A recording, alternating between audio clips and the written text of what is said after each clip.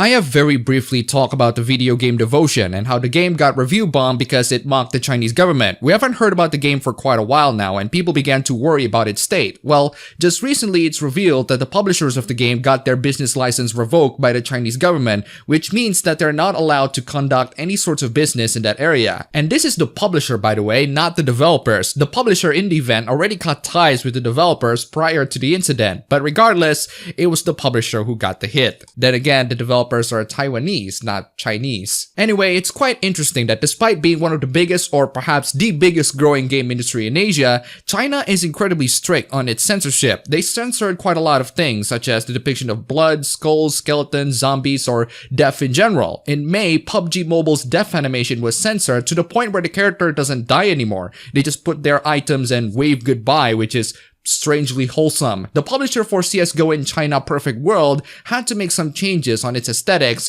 for their launch at that time. Changes that are incredibly minor and really shouldn't offend anyone, but it did offend the Chinese government. That's not the only kind of regulation happening in China. Just recently, China's state mouthpiece called People's Daily Online Edition published a set of draft for rules regulating gaming content for players of different age groups. The rules are proposed by the mouthpiece and more than 10 other major Chinese gaming giants, including Tencent, Perfect World, NetEase, etc., and it divides players into 4 age categories: under 6, 12, 16, and above 18. Why does this classification matter? Well, people who are under the age of 6 are recommended to not play video games on their own, so they have to be supervised. As for gamers of all ages, puppy love or romance between young people could be banned in game storylines. Games should also not have plots that encourage romance or hint at sexual behavior in its characters. For those age 16 and under, there should be no scenes that allow players to be married in games. Ouch, bye-bye .hackgu. The censorship goes on even further than just romance. Female characters are recommended to wear clothes that cover more than 3/4 of their breasts,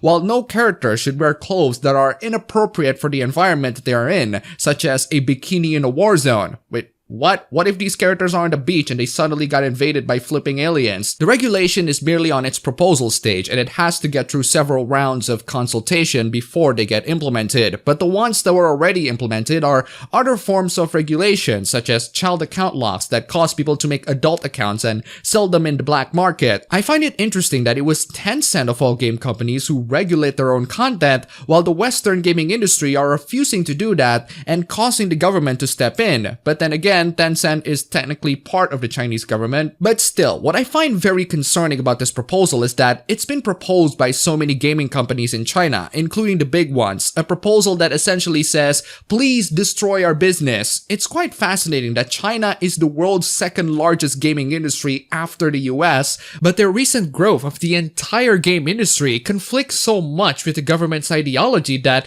it's essentially self-destructive, and it has been proven to be self-destructive. But before we get to that, I'll provide you guys some context. China can gain so much of its power in the current gaming industry thanks to their adoption of smartphones and mobile games filled with microtransactions. Not only that, but their PC gaming market filled with free-to-play online games that have pay-to-win mechanics are utterly dominating the market in there. The Western gaming market are trying to adapt this business practice and hope to succeed the same way. But what they miss is that China pretty much banned the sales of consoles, forcing people to play games on the PC and the smartphone as of late, and not the free from microtransaction kind. They lifted the ban recently, but it's way too late for the console market to really make an impact in there. Another thing that needs to be heavily noted in why the Chinese gaming company grows to its current state is that unlike the rest of the world, buying items from microtransactions is seen as a good thing, and I can confirm this. During my middle school years back in 2012, where Point Blank aka Project Blackout is popular,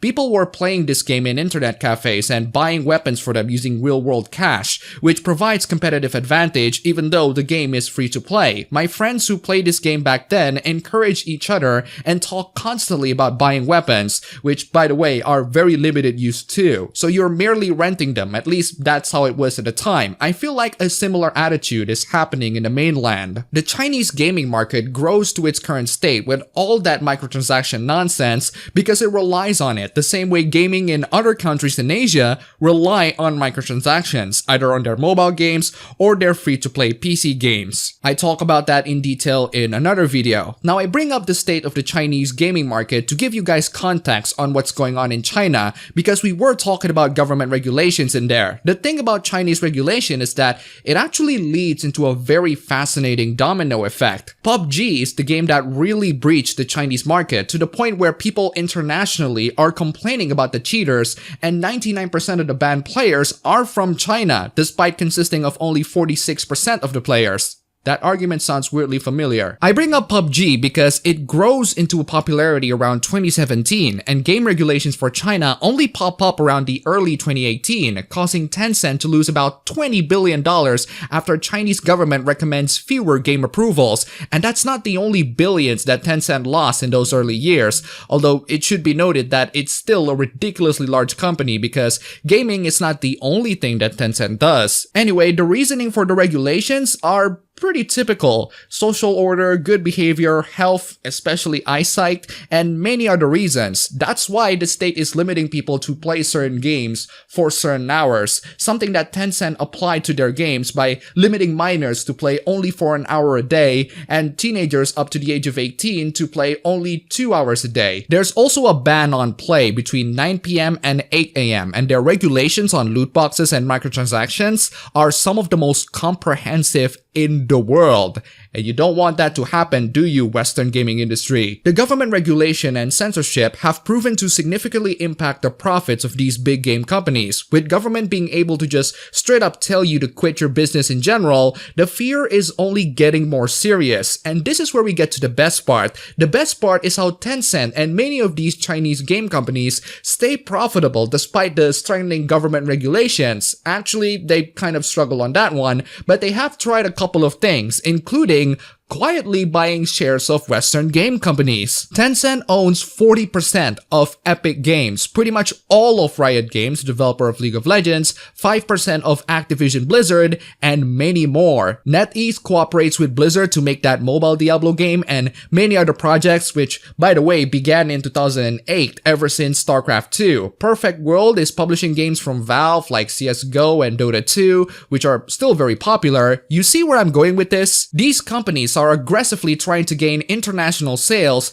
but that doesn't mean it works for them very well. Apparently, only 5% of Chinese game profits are by US companies, and only 25% international in total. 75% are still internal. So while buying game companies might compensate some of the damage, it's still the regulation that will slowly but surely kill these companies. Seriously, limiting the playtime for certain demographics, preventing certain topics to be discussed because of ideological reasons, these are the symptoms of a slowly declining game market if that proposal is passed. For the most part, what happens in China stays in China, and it's only in a few rare cases, like that brief time where Ubisoft censors Rainbow Six Siege, that their censorship seeps out into the rest of the world. Their government is able to just straight up revoke you from doing any sorts of business, something that doesn't always happen in the Western gaming industry and the Japanese gaming industry. But that's not the one thing that you should fear from what happened in China. China provides a very bleak vision of the future, a future where video games are being regulated for ideological reasons,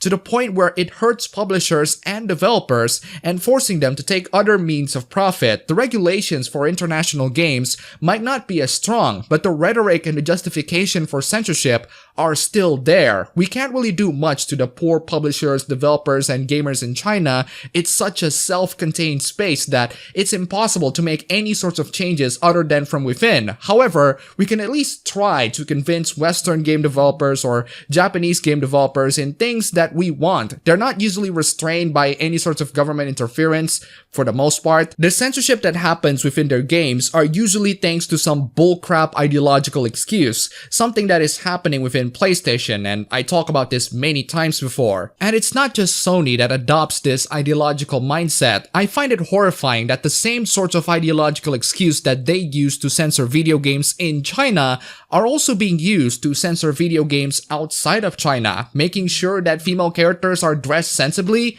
Where have you heard that one before? I also find it disgusting that game journalists are downplaying these issues. Take this one from Kotaku UK. Gaming community stunned into silence by example of actual censorship. I think we've seen many examples of actual censorship for a while now, something that you and the rest of your ideological ilks help to encourage and just downplay because, oh no, those people care about those anime titties, how horrible. Now that we have seen some game developers mocking the censorship from the game publishers and even Nintendo standing up against arbitrary censorship, I see a good future ahead for video games, at least on the Switch and the PC. They're not necessarily perfect, but they are miles better than what PlayStation is offering to us. But this is something that we as consumers help to change. We voice our concerns and the developers listen. This unfortunately doesn't always happen in China. It will be incredibly difficult to stand up against the oppressive government who wants to censor your games for ideological reasons. But still, that proposal and the news of the game publisher being straight up banned for doing business entirely